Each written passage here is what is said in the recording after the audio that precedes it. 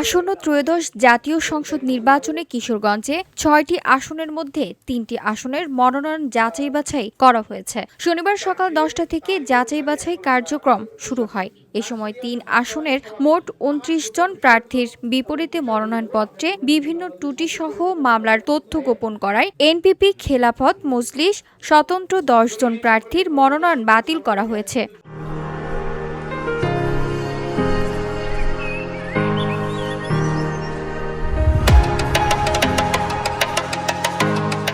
এ সময় কিশোরগঞ্জ ৪ আসনের বিএনপির প্রার্থী সাবেক প্রধানমন্ত্রী বেগম খালেদা জিয়ার উপদেষ্টা অ্যাডভোকেট ফজলুর রহমান ও কিশোরগঞ্জ ৬ আসনের প্রার্থী কেন্দ্রীয় বিএনপির সাংগঠনিক সম্পাদক শরীফুল আলম, কিশোরগঞ্জ ৫ আসনের প্রার্থী সদ্য বিএনপিতে যোগদান করা সৈয়দ এহসানুল হুদার মনোনয়ন বৈধ ঘোষণা করা হয়। আমি নির্বাচন কমিশনকে এখনো দেখিনি, তবে তাদের কার্যকলাপ দেখছি। আমার কাছে মনে হয়েছে তারা একটা সুষ্ঠু নির্বাচন করার চেষ্টা করছে। আর আজকে যা দেখলাম এটা খুব স্মার্ট মনে হয়েছে। স্মার্টলি তারা আগেই সবকিছু করে রেখেছেন তাদের মতো করে, এবং তাদের সিদ্ধান্ত তারা জানিয়ে দিয়েছে।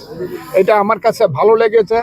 আমার ধারণা কিশোরগঞ্জ জেলায় ভালো যে রিটার্নিং অফিসার সহ যারা আছেন তারা জিনিসটা খুব ভালোভাবে করার চিন্তা করছে। দল নমিনেশন দিয়েছে ইতিমধ্যে আমাদের 6টি আসনে। বিক্ষুব্ধ অনেক নেতাকর্মী আমাদের সহকর্মীরা আছেন, স্বতন্ত্র প্রার্থী হয়েছেন। আমি মনে করি যে এখনো সময় আছে। দলের এই দুঃসময়, দুর্দিন এবং আগামী নির্বাচনটা যে কঠিন, দেশের পরিস্থিতি, দলের অবস্থান, পারিপার্শ্বিক পরিস্থিতি বিবেচনা করে ওনারা প্রত্যাহার করে নেবেন। ত্রিপুরা একটি অবহেলিত জনপদ।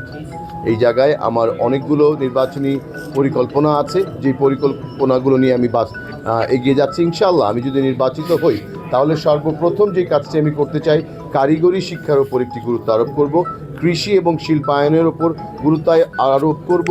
এর বাইরে স্বাস্থ্য এবং শিক্ষা, এটার একটি আমূল পরিবর্তন আনার চেষ্টা করব ইনশাআল্লাহ। জামায়াতে ইসলামী প্রার্থী রমজান আলী ও স্বতন্ত্র প্রার্থী কেন্দ্রীয় বিএনপির নির্বাহী কমিশন সদ্য বাতিল হওয়া শেখ মুজিবুর রহমান ইকবাল।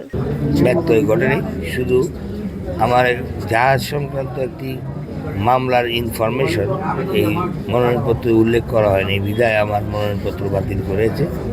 এটা সামান্য ব্যাপার, এটা আপিল করলে ঠিক হয়ে যাবে। VOD Bangla news desk.